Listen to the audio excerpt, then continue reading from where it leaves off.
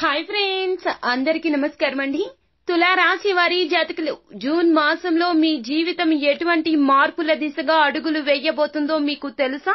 మీ యొక్క గోచార ఫలితాలు ఏ విధంగా ఉండబోతున్నాయో, కుటుంబ పరంగా, ఆర్థిక పరంగా, వ్యాపార పరంగా మీ జీవితం ఎటువైపు మార్పు దిశగా అడుగులు వేయబోతుందో, అలాగే ప్రాణాలు పోయే సంఘటనలు ఈ మాసంలో మీకు జరగబోతున్నాయి. ఖచ్చితంగా ఇలా జరుగుతుందని జ్యోతిష పండితులు సైతం చెప్తున్న మాట. అయితే తులారాశి వారి జాతకులకు జూన్ మాసంలో ఏ విధంగా ఉండబోతుందో, ఎటువంటి గోచార ఫలితాలు మీకు కలగబోతున్నాయో, ప్రాణాలు పోయే ఆ సంఘటనలు ఏమిటో, తదితర శుభ అశుభ ఫలితాలు అన్నీ కూడాను మనం ఈ వీడియోలో సంపూర్ణంగా సవివరంగా తెలుసుకునే ప్రయత్నం చేద్దాము.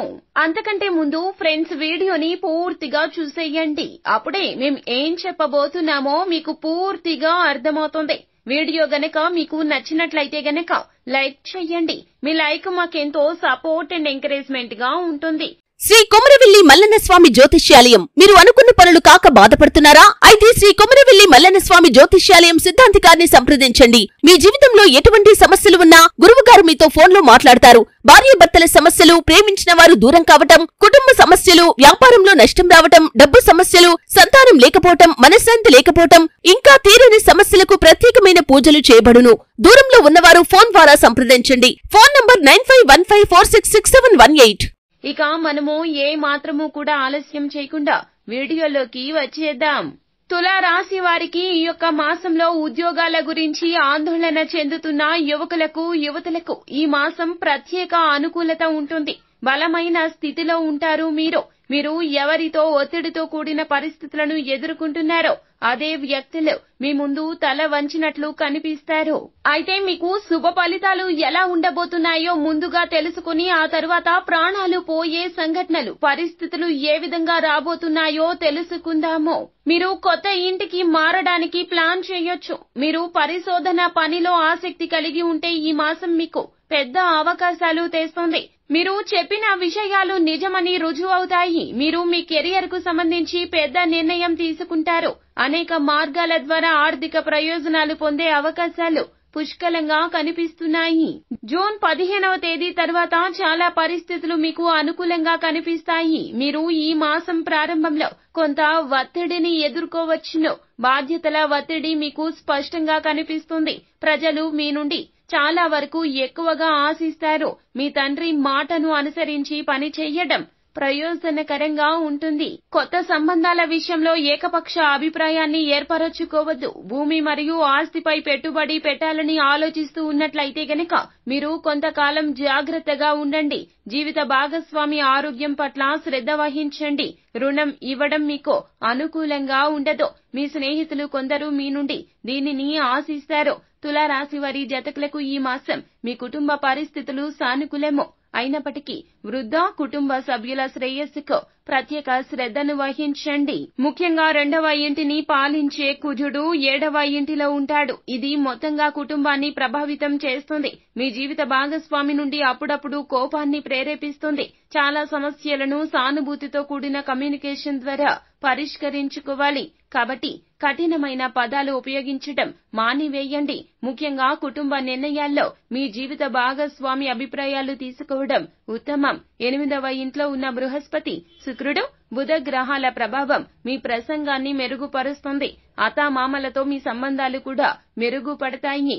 ఎందుకంటే వారు మీ కుటుంబ సభ్యులతో మంచి సామరస్యాన్ని విజయవంతంగా ప్రోత్సహిస్తారు. ఈ మాసం చివరి భాగంలో మీరు మీ జీవిత భాగస్వామి యొక్క తోబుట్టువులతో మెరుగైన సంబంధాల ప్రతిఫలం పొందుతారు. వారితో సమయం గడపడం, వారి మద్దతు, సహాయం ద్వారా గణనీయమైన ప్రయోజనాలు పొందుతారు. మీ తల్లిదండ్రుల ఆరోగ్యానికి సంబంధించి మీ తల్లి శ్రేయస్సులో కొన్ని సానుకూల పరిణామాలు ఉండవచ్చును.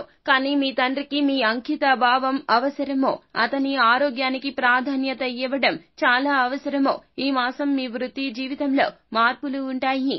ఇంకా ఎటువంటి మార్పులను అనుభవించకుంటే లేదా ఇంకా ఉద్యోగాలు మారకపోతే మీ కెరియర్ కొత్త మలుపు తిరిగే మాసం ఇది కావచ్చు. కొత్త ఉద్యోగం వచ్చే అవకాశం ఉంది. ఇది ఆర్థిక నష్టాలు తగ్గించడం, గణనీయమైన ఆర్థిక లాభాలు, ప్రయోజనాల కోసం అనుకూలమైనది. 6వ ఇంటిలో రాహువు ఉండడంతో మీ విరోధుల గురించి ఆందోళన చెందాల్సిన అవసరం లేదు. మీ పనికి మిమ్మల్ని మీరు అంకితం చేసుకోండి. ఇతరులతో కోపం తెచ్చుకోకుండా ఉండండి. వివాదాలకు దూరంగా ఉండండి. అలా చేయడం ద్వారా మీరు మీ ఉద్యోగంలో స్థానాన్ని కాపాడుకుంటారు. అలాగే మీ యొక్క సహోద్యోగులు సాధారణంగా మిమ్మల్ని చాలా వరకు కూడాను మీకు మద్దతుగా ఉన్నప్పటికీ కూడాను వారి చర్యలను అర్థం చేసుకోవడం కష్టంగా ఉండే సందర్భాలు వస్తాయి. మీ శత్రువులు మీతో చాలా వరకు కూడాను తమ తప్పు తెలుసుకున్నట్లుగా మీతో ప్రవర్తిస్తారు. పరోక్షంగా మీ మీద నిందలు వేయడానికి పూనుకుంటారు. ఈ విషయాన్ని మీరు అర్థం చేసుకోలేకపోతారు. కావున గుడ్డిగా ఎవరిని నమ్మొద్దు. శత్రువులు అయినా మిత్రులు అయినా ఎవరైనా కూడాను మీ వద్దకు వచ్చి మంచి మాటలు తేనె పూసిన కత్తిలాగా మాట్లాడే ప్రయత్నం చేస్తారు. శత్రువులను పసిగట్టలేకపోతారు. కావున ఎవరిని గుడ్డిగా నమ్మొద్దు. ఎవరు ఏది చెప్పినా ఎంతవరకు అంతవరకే అన్నట్లుగా ఉండండి. మీ యొక్క లిమిట్ ని దాటే ప్రయత్నం చెయ్యొద్దు. ఎవరో ఏదో అన్నారు అని భుజానికి ఎత్తుకునే ప్రయత్నం చెయ్యొద్దు. ఎవరైనా మీ మీద నిందలు మోపే సమయం ఈ యొక్క సమయంగా చెప్పడం జరుగుతుంది. ఎవరైనా నింద మోపారు అని చెప్పి ఆ యొక్క నిందను మోస్తూ తిరగడం మానివేయండి. అది నింద అని నిరూపించుకునే ప్రయత్నం చెయ్యండి. మానసిక స్థైర్యాన్ని కోల్పోవద్దు. అలా కాకుండా మీరు వారు చెప్పినది మీరు విని మానసికంగా చాలా వరకు కూడా కుమిలిపోతే గనక చాలా వరకు ప్రాణాలు పోయే ప్రమాదం కూడా కనిపిస్తుంది.